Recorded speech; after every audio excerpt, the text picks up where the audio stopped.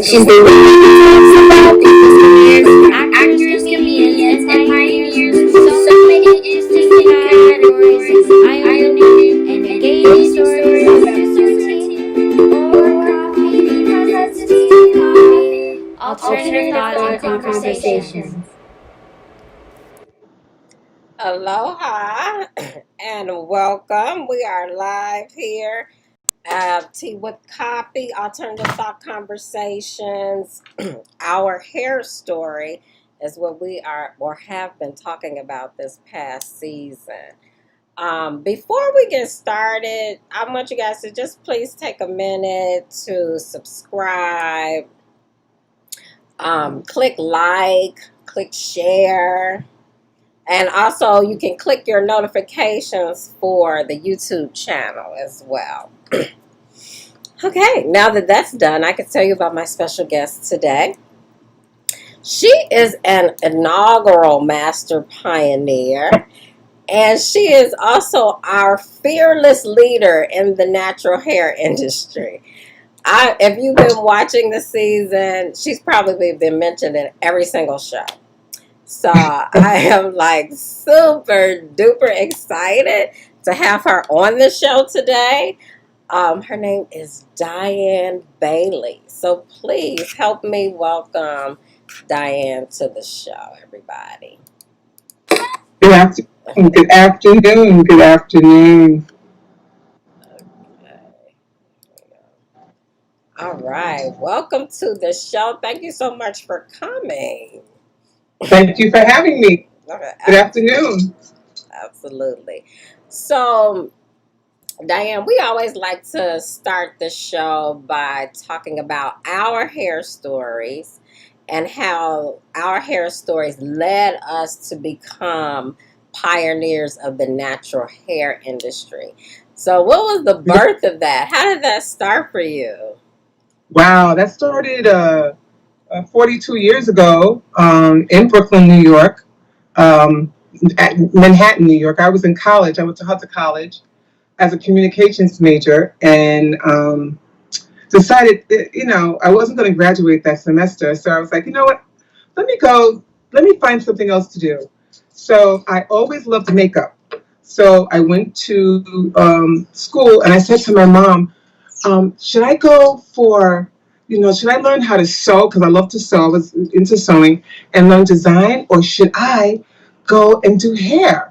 And my mother said, well, I don't know about no design, but I've never seen a broke hairstylist.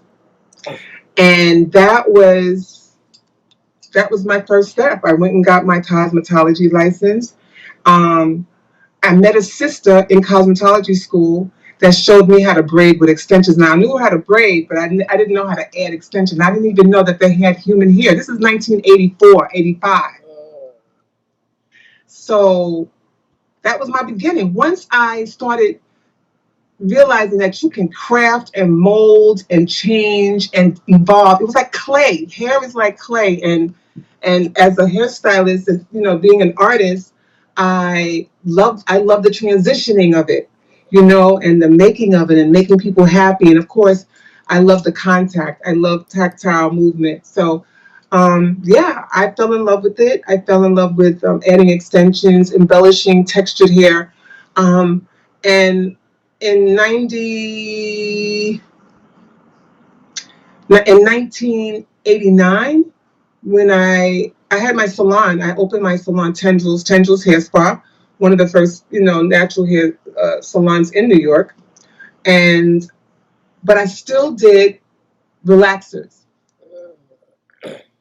So that after the first year, I told everyone, listen, this is your last relaxer. I'm not doing this again. If you want to get a relaxer, you're gonna have to find another hairstylist. But if you want to stay natural, continue to come. So I lost a few, but I gained so much more.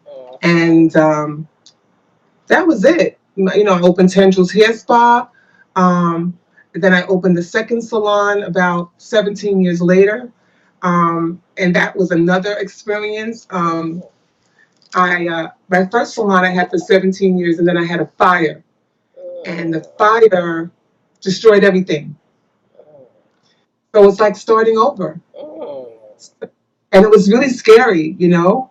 But you know, the universe, the Creator God, preserved me, gave me tenacity, gave me wisdom, gave me patience. I was a single mother living in New York, um, but I was smart though. Guess what? What'd you do? I had insurance. I had insurance. Mm-hmm. That's why it's important for people to stop playing around Yeah. and take business, because I was always about my business. I had insurance, Mm-hmm. and through the insurance, I was able to regroup, Mm. get another salon. I bought a brownstone, and Mm. I did many things from that disaster. So from loss, I was able to have so much more. Yes. Oh, that's beautiful. So, what Yeah, year did you open the second salon? I opened the second salon in '93. Okay. Oh, No, I'm sorry, wow. 2003. 2003. Okay. 2003. Yeah, and I Okay. closed it in 2012. So I was Mm. there for 9 years. Oh, So wow. altogether with the two salons, it was 25 years. Oh, wow. Wow. Yeah. So, Yeah. I remember, You remember the first salon? yes, I remember the first salon, and I remember the first time I met you. It was at this. We were in DC. It was at Yes. like the, I want to say International Braiders Network. At Howard Um, University at the International Raiders Network, and you must have been about 15 or something. I was like 16, I think. Yeah.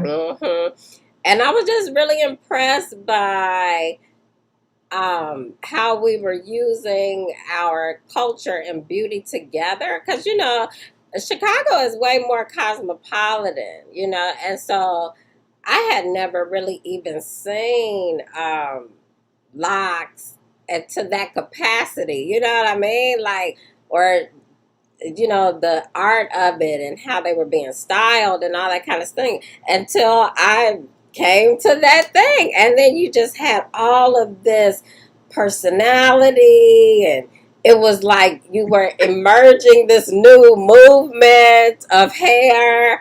And I was just like, who is this woman? So I told my mother, I was like, I need to take her class. You worked with me for a summer. Yeah, because I was went to college on the East Coast. So Yes. yeah, and I remember when I was in college, we was always getting together and stuff because I was so I close to you. I love doing that kind of stuff. And I love events. Before there was social media, I used to give parties. I used to have events. I used to do fundraisers. I'm a community person. So if my, like if I remember I did a fundraiser for an art gallery because they needed money, and so I gave a party. And Mm, so I always was that type of person around community, yeah. and hair just so happened to be the train I was on, the vehicle that took me there. Mm-hmm. Um, and then I met so many awesome women like Talani Kennard, like your mom, Amazon Smiley. I mean, this creative energy, a different energies in mine. My energy is very high. These Mm-hmm. women's energy is very cerebral and kind of, nurturing and chill. I'm the high energy one. If you want, Right. if you want, I'm the one that's gonna, kick the door in. They're the kind, that they're gonna talk you down and they're gonna ease you out. But you need both. You need both. You Right. need the Exactly. and you need you need the warrior. I'm the warrior. I'm the one that's gonna Mm-hmm. fight. Right, right, right. And so I got that You, immediately. You know what I mean? So I was telling my mother, I remember because I was like, oh no, I have to take her class. Who is this woman? Like, we need to know. I want to be like, whatever she's teaching, I need to learn that. And so oh, she said, okay, well, I'll put some money. Let me talk to her. I remember that it was like, and then and when I left that conference, I started locking. I think it was like the year before I was going to college. And then I even started yes. to say to my clients, because I was braiding. And I was just like, I cannot be doing this like this for all these hours, you know. I, That's the system. yes. So then I just started telling my braid clients. It's interesting how you made that transition too with your clients. I'm like, look, I'm going to be doing this, and maybe you should do this too. Like, you know, it's really Right. amazing. So styles. I only did styles that took me 5 hours. If it's 5 hours, if I can do it in 5 hours, I'm Yes. good because I know I'm working a 12-hour day. So if I'm working a 12-hour day, I could do 2 to 3 clients a day. So Mm-hmm. it is mathematics. It has nothing to do with, do I like the braids? Do I not like the braids? No. How many people can I sit in this chair per Mm-hmm. day, per week, per month? Now Yes. sit I cannot do styles that are 8 to 10 hours long. No, I because I need that chair to be filled a certain number of times. You know what I'm saying? Right. No, I know. It's like a totally different energy. So, I mean, it's very different. I It's mean, very different, especially when you have a staff. I had a staff. The first salon I had a staff of 12. The second mhm, salon I had a staff of 6. And so, creating systems in the salon was really important to me. mhm, Systems that were at the door, for making appointments, systems for consultation to mhm, find out what the needs of the client was, systems at the shampoo bowl to decide, which products we're going to use in order to get the best results for the hair care, and of course, systems in the chair, whatever style it was, whatever protocol or whatever fiber that we were using, whether it was natural hair or synthetic. So those are all systems. mhm, mhm. And you do teach your classes not only the technique, but you also teach the system. You know, Yes, this is yes, so I got all of that. You know, yes, yes, and then of course I went from transitioning people from braids to locks to having 5 people work for me that were only doing locks. yes, And it's I liked the because for me the time is a lot. You know, braids is just like so much time. Oh my god! But I like the embrace. It was like we were embracing more of our culture and just being able to be cultivating that in us. You know. yes. Because we're not always self-accepting and self-loving. You know, it's like a big sore. And so, Well, we have a history of being abused, and we've been abused. We've been emotionally, physically, spiritually abused for hundreds of years. So we have a lot of healing to do and a lot of scarring. And one of the things that I love about having a salon like yours and mine, that we do a little bit of that just by them being in our chair, mhm, comforting them. They become our friends. mhm, We become their confidant. mhm, There's a connection. It's mhm, not, we're touching their hair, we're touching their scalp, we're all down here. It gets really personal sometimes. And mhm. so part of what we do is we do heads, but we do hearts and healing as well. And I Yes. don't mean in a healing like we're doctors, but Mhm, people feel better when they leave us. And that's mhm, important. mhm. That I think I enjoy that so much about the industry. You know, with my mom being in the industry, I was kind of like, okay, girl, I'm not gonna do that. I have my own life. But but then it's like, okay, I need money. I know how to do this, and then that's where I experienced, the connections with people and all of that, and it was like addictive for me. Like I always wanted to have that, So this is then how I became a part of the industry. And it came so natural to you. It's a part of your history. It's a part of your legacy for you with your Mhm. mom and your sister. Yeah. And I'm so happy for you guys that you have that legacy already. Generationally, you're in this industry. And captivated it with so much invention and engagement and styling. So it's a beautiful thing. I mean, listen, this is part of our whole being. This is our culture. we just turned it into an, and we were denied, our ancestors were denied to wear their hair natural. And in some cases, we are still denied. 400 or 500 later, we still being denied. We still can't get the job if your hair is natural, if you wear braids, or if you have locks. They're still trying to tell you to conform to a standard of beauty that has nothing to do with you. And yeah, I'm appalled. I'm appalled by, you know, still having to live under a definition that really I didn't define. Let me define my stuff. Right. You define yours. Yes. And why can't we, cohabitate? That's all. But no, there's got to be this vice around your neck. Oh, you got to have this, and that. No, I don't like that. I don't like it, and I've been fighting it all my life. So. Yeah, I know, girl. Me too.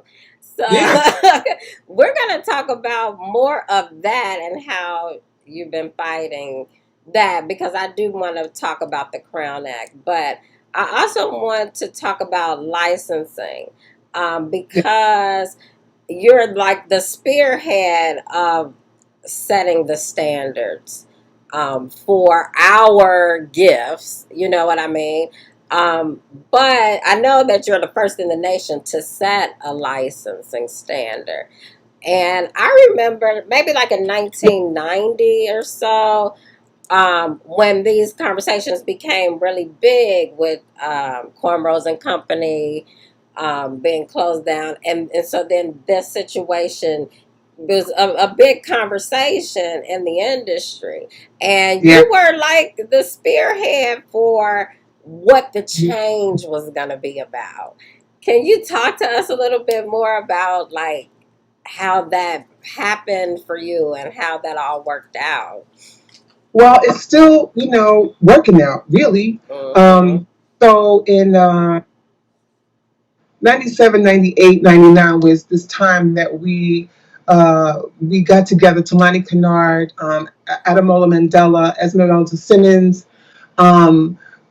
created a bill, got Velmanette Montgomery, who was the assembly person at that time, to go to Albany, which is our capital in New York, to address the natural hair license. We worked for 2 years, we got it. And then got appointed as an advisor to the state to determine what natural hair was and braiding, what that was. They had no clue. Somebody had to determine that. I was fortunate enough to be chosen.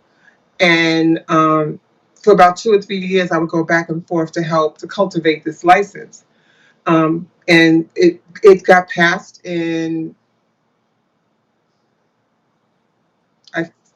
2000, no, 1995, maybe 6, 7, 8, 1992 to 1994, something like that. Because I wrote the first book, and it came out in 1999 for natural hair and braiding. And that, Talani helped me with that, and other people were very supportive with that. Because I wanted not to talk about just about hair, but I wanted to talk about the history and the cultural aesthetics, like what it was. That was the first time we started talking about culturally aesthetic, services and things like that, which was the braiding and the locking and cornrows, and it was an example. And that was a really opportune time for us to connect to Africa, to actually identify with being African. Ademola Mandela had a book out that was beautiful, a pictorial book, all natural hair with locks. I remember that book. Such a beautiful book. And Talani came out with a book. Diane DaCosta had a book out. So all these things started really pivoting, going forward, and addressing what natural hair and natural beauty look like in our community. And Essence, I did an article for Essence.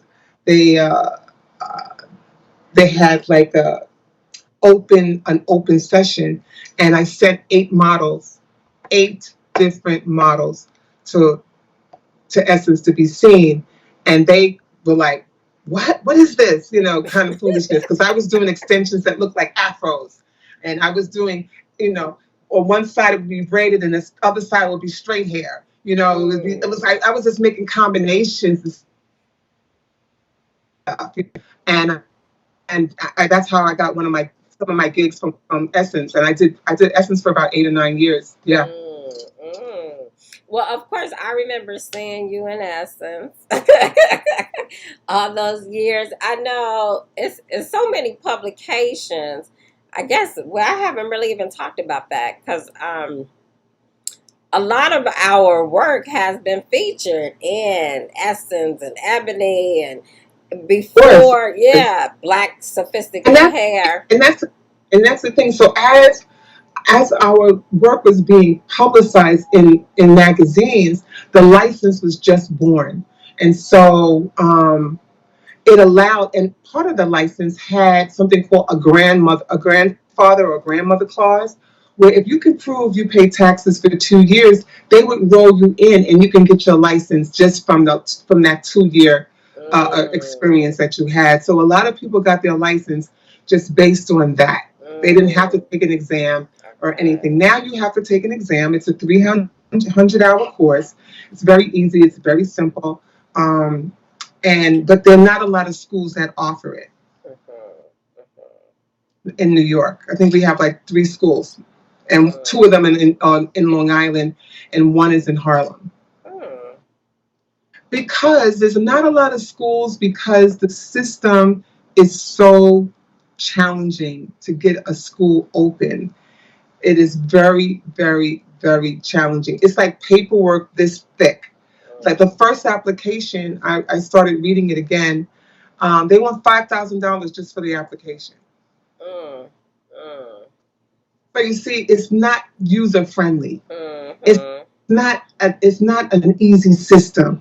It is designed. It is designed to, I would say, challenge you to move forward for education. It's mm, very, very challenging. mm, And so, people, um, I would be the most natural, transition to say, okay, well, Diane, you have the book, you've been doing this for a long time. Why don't we have a school? Because I really feel that even with the schools we have, people are not going to school to learn natural hair. Where are they learning natural hair now? on YouTube. Right? They're learning all the wrong things, but they're learning, right? Oh God, that's I'm, so I'm funny. in a crossroad right now. I'm in a crossroad, um, wanting to see which direction do I want to take as far as education is concerned. Do I Mm-hmm, want to go to the state, or maybe I just mm-hmm. want a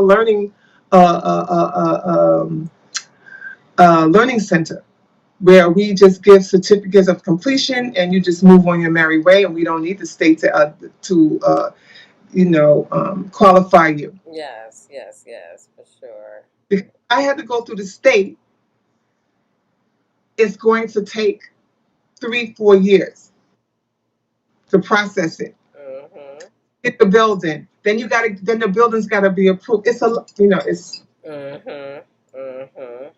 I think what I want to do, um,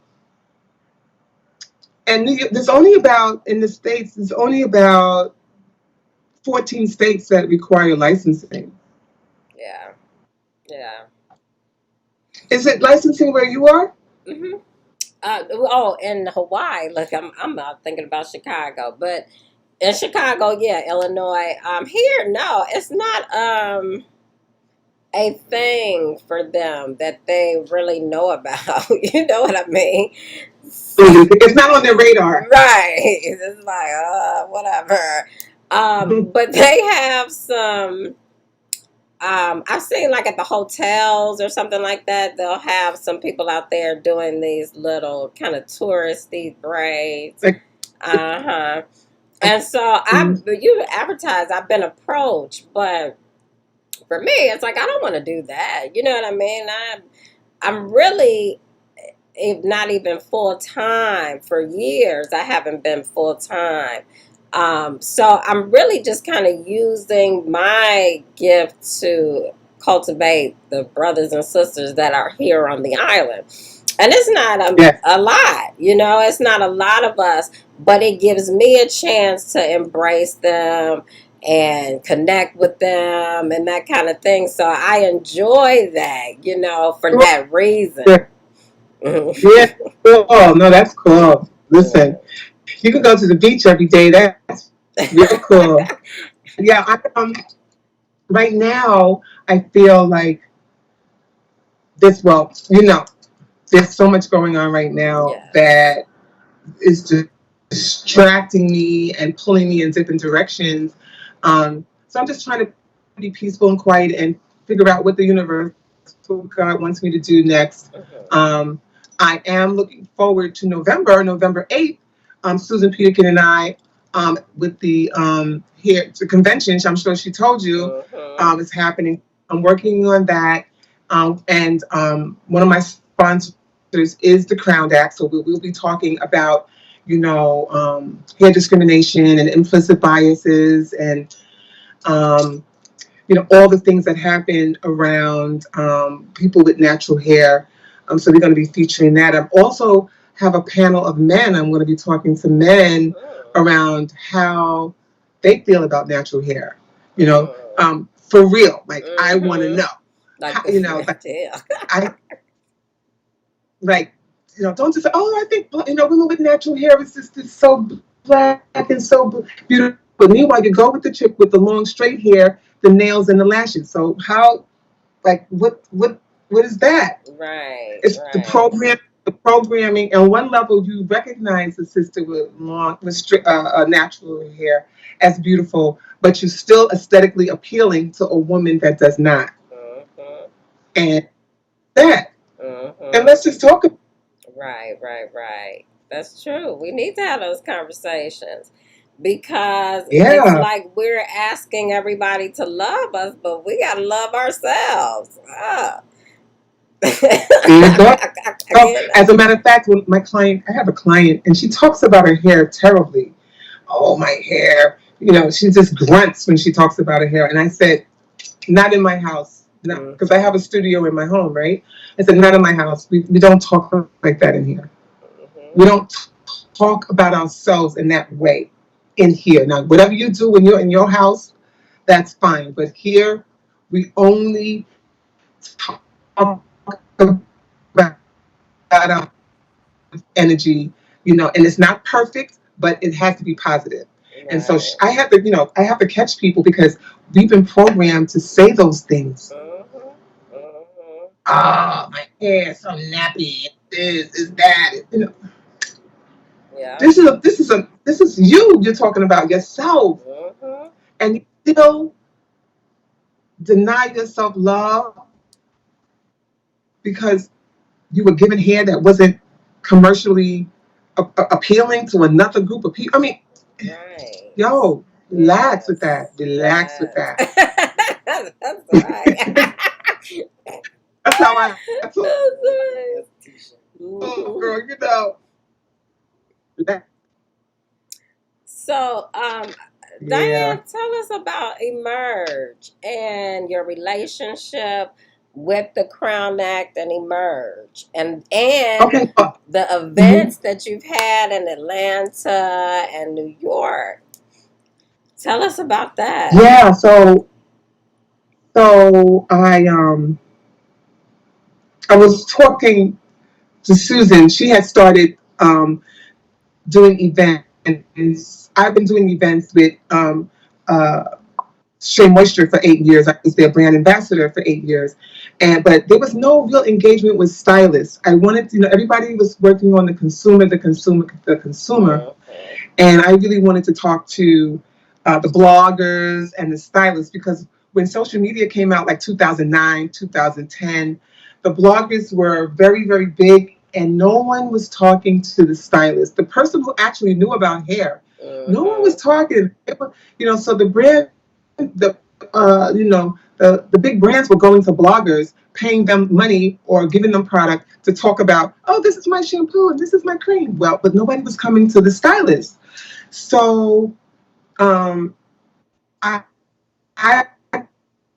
happened when she came to me and gave me a job, and I felt like, oh my God, this is a great opportunity. I want everybody to be able to have this type of exposure to art and hair and all these things. So I started Emerge to talk to the industry around, professionalism, leadership, cultural, political engagement, as well as business opportunities.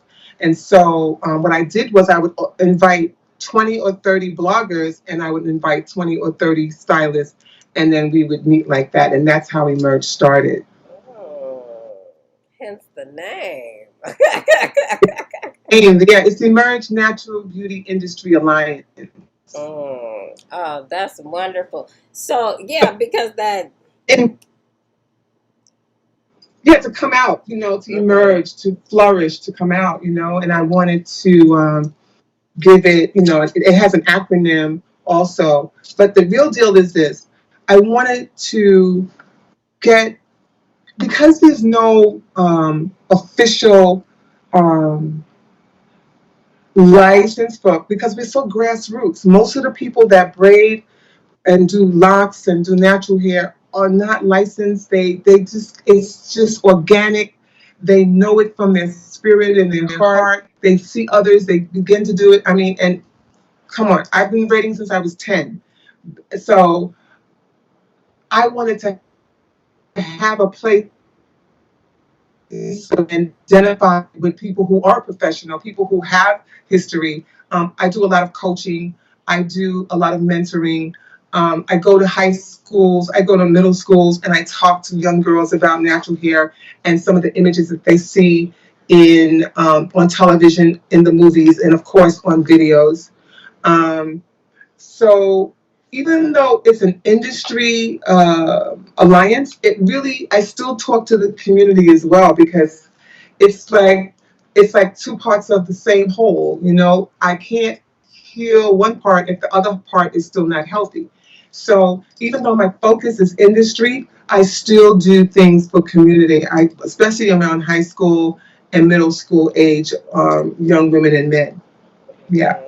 So that's what Emerge does, and I do it. You know, um, I don't have right now. I don't have a board. It's just myself and a viral assistant.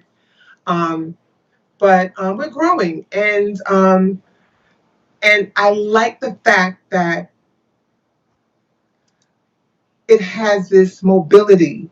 It has this fluidity, so that I'm not just talking about one thing.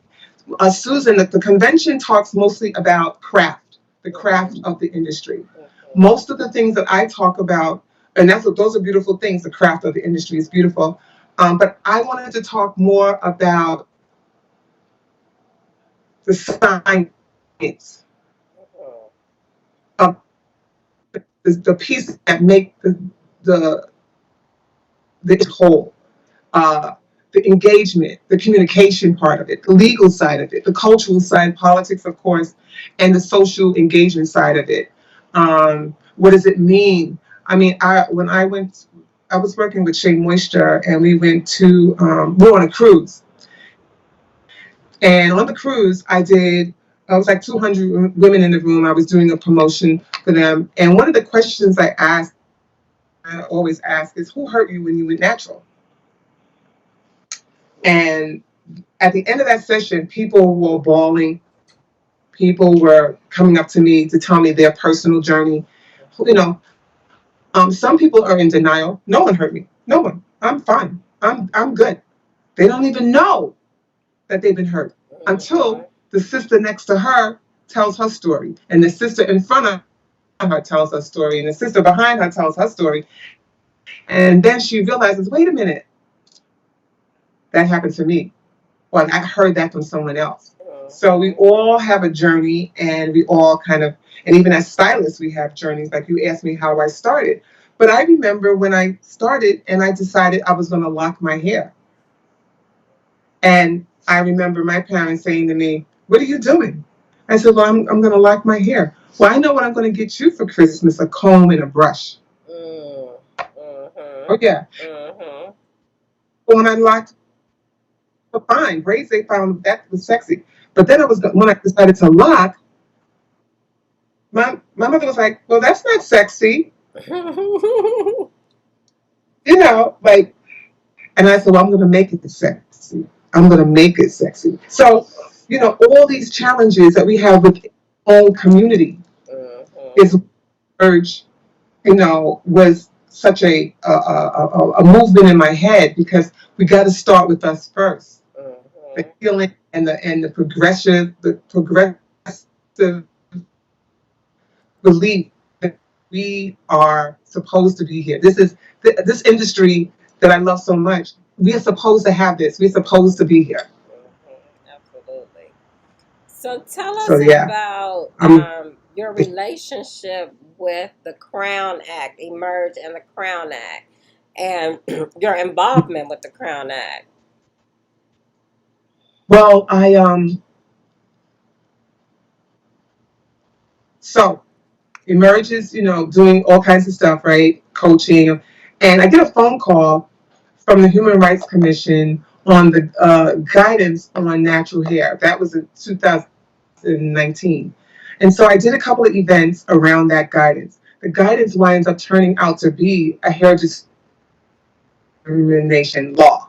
The law is called the Crown Act, Creating a Respectful and Open World for Natural Hair. That stands for. So I did a couple of events. I invited people from the who helped lobby for the Crown Act, and eventually I met um, the actual crafters of the law of the bill. I went to DC. I introduced myself. It was when was that? Last year. Yeah, last year, and engaged myself. I told them about Emerge. I told them who I was and what I wanted to do, and we were like, it was like a magnet. It was just like a magnet, Mm-hmm. and we found each other. So that's how it started, and I am so grateful that I had always been an advocate, but I am so grateful for the women that I'm working with the Crown Act. I'm part of the Crown Coalition, which is about 40 or 50 different members, including the Color of Change and the NAACP and so many others, so that we can get this bill to pass nationally. Right now, we're doing state by state, Mm-hmm. but it has been introduced on a federal level, and hopefully, it will be able with the climate that we're in. It's really challenging, but I'm hoping that next year, perhaps it will be a federal thing across the board. Now, what the bill actually says that natural hair is a part of our race. Boom. Period. And you cannot discriminate on race. So if you can't discriminate based on race and hair is included, that means that you can't discriminate based on protective styles like braids or cornrows or natural hair locks or afros or any of those things. So, and even includes beards and women who wear their hair wrapped. It's also because that's a part of their Culture. religious belief and race. Mm, Isn't okay. that awesome? That is amazing. Yes. It, I, it's I, amazing that it took this whole, you know, decades, mm-hmm, decades, literally, mm-hmm, mm-hmm. because the bill was put out was in the 70s, in the 60s before the Bill of Rights, and now Right. 2019, a long time. Took a It long time. is. It is a long time.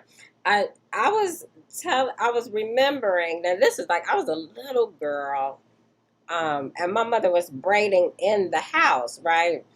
And so she would have these women. She had a whole group of women that worked for her, and they were flight attendants.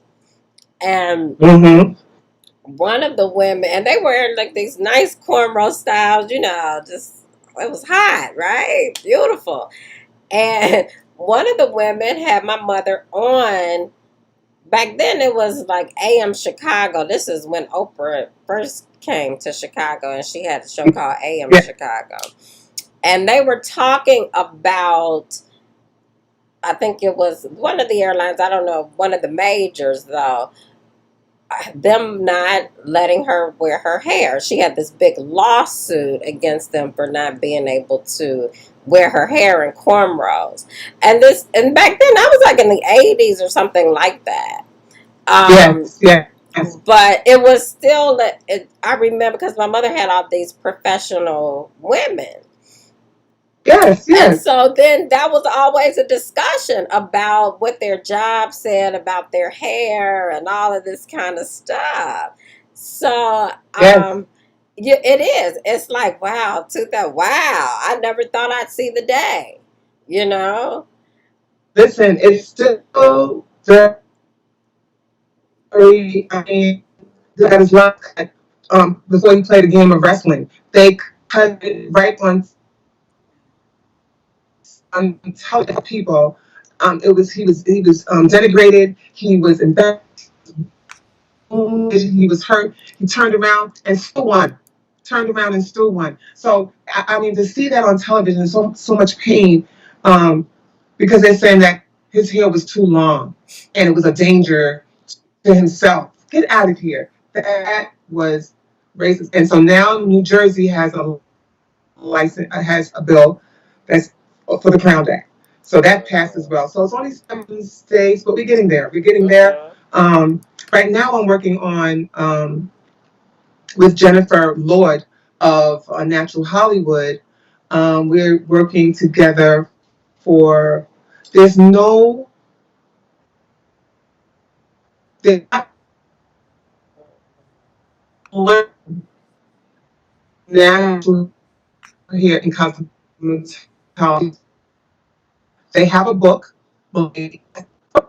because they only teach for the exam, which means the cosmetology exam don't ask any questions on natural hair. So a black student goes to cosmetology school just like I did, and she's learning the same thing I learned 42 years ago. She's not learning anything about black hair. She's learning how to relax it. She's learning that it needs to be controlled, it needs to be managed, and it's not good. That's what she's learning. And everything else is beautiful.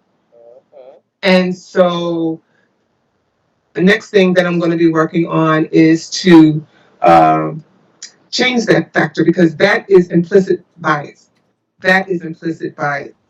That is, saying that it's not, the chapter's there, but it's not worthy of going over because we don't do it anyway and it's not on the exam. So if it's not on the exam, so what? Aren't you teaching people to have real experiences? So that's what I'm working on now. It's skip chapter 18. If you go on IG and put in don't skip chapter 18, you will connect and you can sign a petition so that we can get, right now, Jennifer has over 30,000 people sign that petition. And so we're going to be working on that. And it's a twofold thing. Again, the state takes a long time to move. So while we're doing that, we're going to be doing some other things in the community as well. But you think that in 2020 we wouldn't have this complication. I mean, I wrote a book in 99. There's plenty of opportunity to know about natural hair, but they only educate on the exam. So if it's not on the exam, why should they learn it? That's not cool. That is not cool. Yeah. Well, So, it's interesting, Diane, too, because, I worked with cosmetologists when I was working for Johnson and Soft Sheen. And the ideas that they have about hair, now they're doing this little 3C, 4C, or whatever. And I remember this whole idea about kind of like textbook as we're studying about hair textures and hair types, and it's this straight hair is true hair, and then all of these other is wavy or curly or whatever.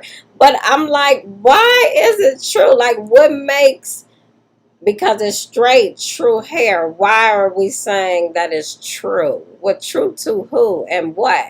And this is what, like, we're teaching each other. Never even heard of that. I never heard of that. It's true. What does that mean? It's true. True to what? This is racism at its high, at its highest level. Mm-hmm. That's what the Crown Act talks about. It talks about educational institutions, HBCUs, community colleges, wherever, because it's people. It's it's wrong. It negative connotation. So when you go to school, you need to tell me all I'm going to learn. The world has so much more hair types out there. So now you want to teach it, but you want me to do it privately. You're not going to teach it to me as a premier cosmetology school because it's not on the exam. That is wrong. That's going to that you got to be in every single braid, every part. No, but you do have to talk about hair typing and textures. You do have to talk about the specialness of those hair types and textures because they are special, not different. They're special because we can mold that hair. We can cultivate that hair. That hair is like our hair is like almost like clay Mm-hmm. to me. Versus what they look at their hair is not so much like clay. Mm-hmm. And so because our texture and curves and resilience and spring back and pull back, and we can do so many things. We can stretch it out and we can bring it in. Come on. It defies That's the gravity. beauty of it. It's a gravity. It absorbs moisture. If you put oil on it, it reflects light. It is a fiber, a living fiber Yes, on our yes. bodies that we can cultivate, and you just don't even get it. Mm-hmm. So because you don't get it, nobody else get it. Mm-hmm.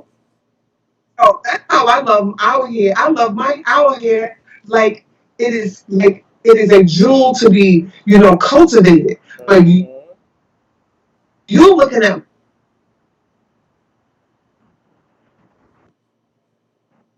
yep, that's my story. I love your story.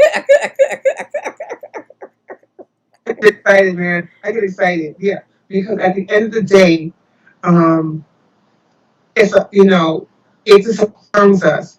I mean, I was that little girl who, didn't think she was attractive. I was that little girl who was, her hair wasn't long and pretty. I was her.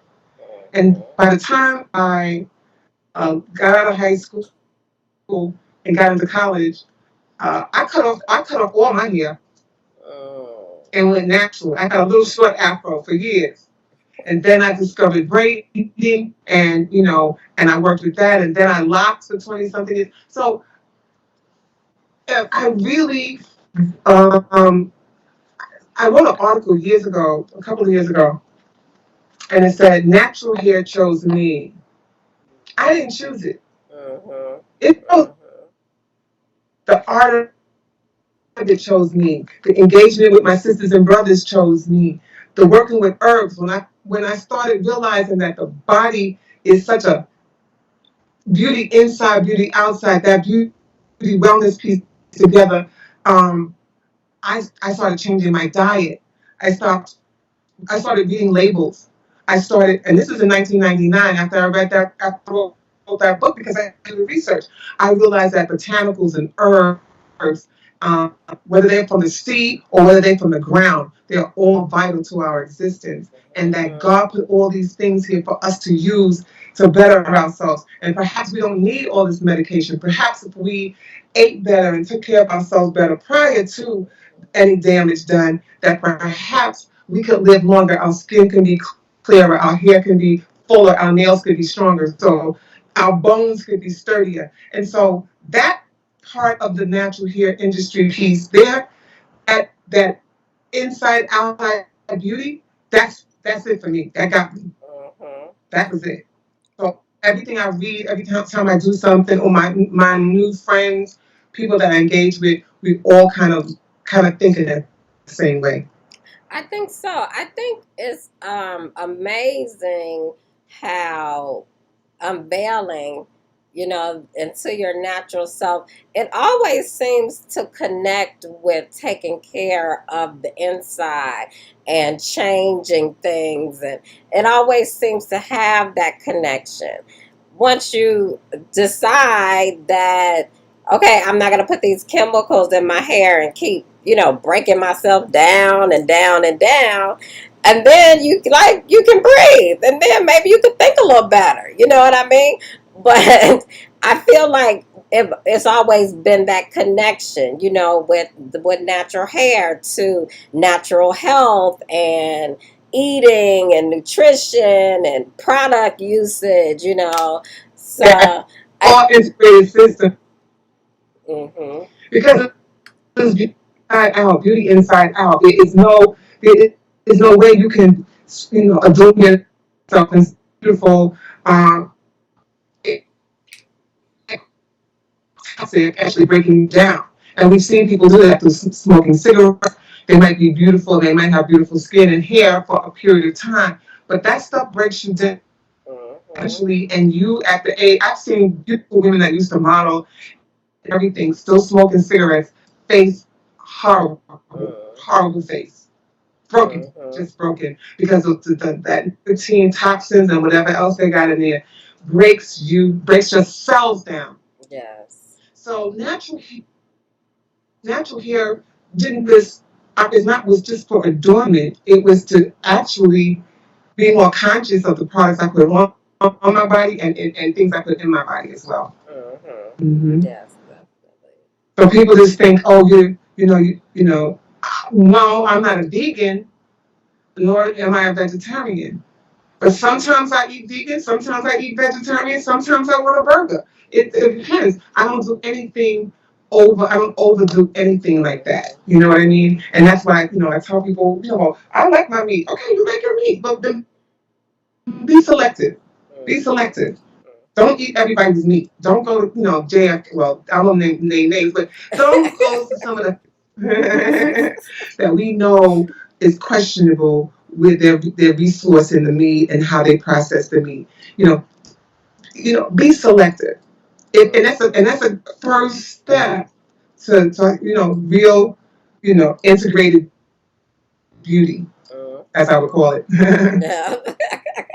Well, we are past the time, of course, Oh, but I was so delightful talking to you. I could talk to you yes. for hours.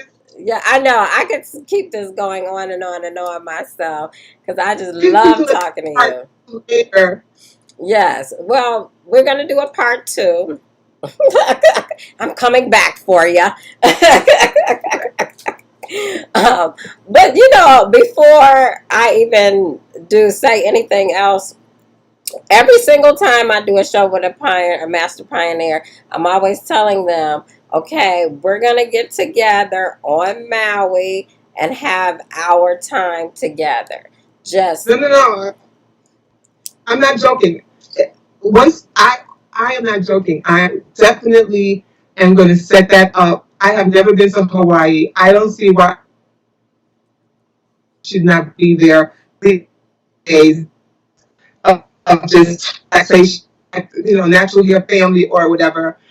It's going to happen. We're just waiting for this pandemic foolishness to remove itself, and it might be another year, but we have to figure it out. yes, we have to do that because We I'm have. like, I can see it already. I have a storyboard in my head where we're gonna be. Yes. Yes. What we're gonna see, We have to all go of hiking that.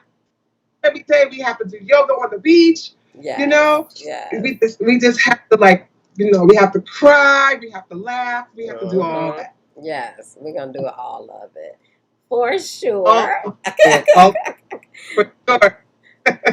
So it was a pleasure. Thank you so much for coming on the Thanks. show. Thanks. Um, Next week, I'm going to be interviewing Nadra Smiley again, my sister. Absolutely, absolutely. Yes. So tune in, same time, same place. We'll be here. And is there any last words that you have, Diane, before we go? Last words. Can you hear me? Yes, Can you hear me? I can hear Can you you. hear me? Oh, last words. Okay. Well, my last words to the people who are watching is to embrace your whole self. The whole self meaning, just as you are. And if you want to alter it, that is your option. But don't feel that you're not enough just as you are. That's basically it. Oh, that's beautiful. Thank you. Aloha. And aloha.